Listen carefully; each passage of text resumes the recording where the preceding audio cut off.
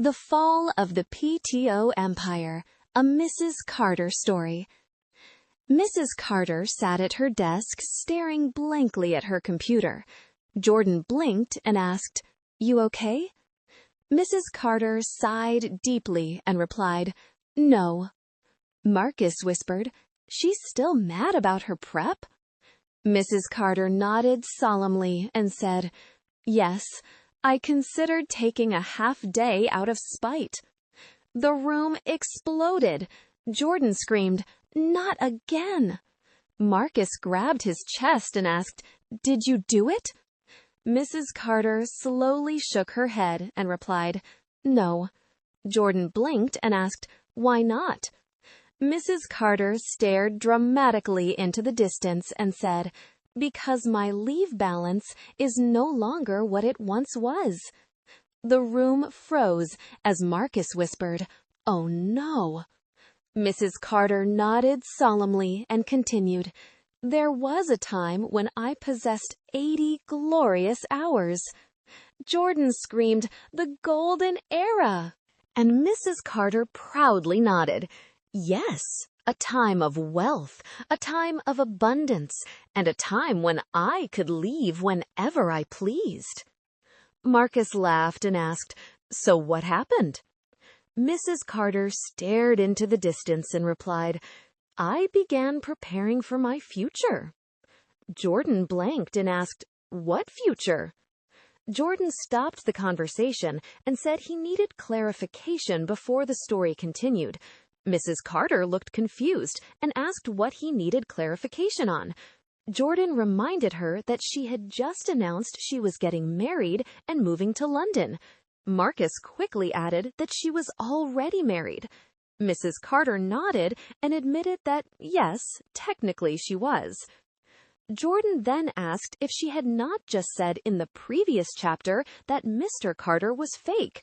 Marcus agreed and reminded her that she had told everyone she made him up. Mrs. Carter sighed dramatically and admitted that may or may not have been a lie. The room exploded in confusion, and Jordan yelled, asking if Mr. Carter was real after all. Mrs. Carter proudly confirmed that he was very real. Marcus shouted that she had lied about lying, and Mrs. Carter calmly admitted, yes. Jordan blinked in disbelief and said that if he understood correctly, Mrs. Carter was already married, her husband was not rich, but she somehow still believed she was going to marry a rich man and move to London. Mrs. Carter placed her hand over her heart dramatically and said, "Exactly." Marcus whispered that she had lost her mind, and Jordan agreed that years of teaching had finally gotten to her. Mrs. Carter stared dreamily into the distance and insisted that she simply had a vision for her future. What future? My future in London. The room exploded. Marcus screamed, "Not London again!" Mrs. Carter nodded proudly. Yes, a woman preparing for marriage must make arrangements. Jordan laughed. What that got to do with PTO? Mrs. Carter pointed dramatically. I used my hours to mentally prepare for the soft life. The room lost it. You used PTO to practice being rich? Jordan laughed. How much you got now? Mrs. Carter whispered dramatically. 1.22. The room exploded. Marcus screamed, "Not 1.22. Jordan grabbed his chest.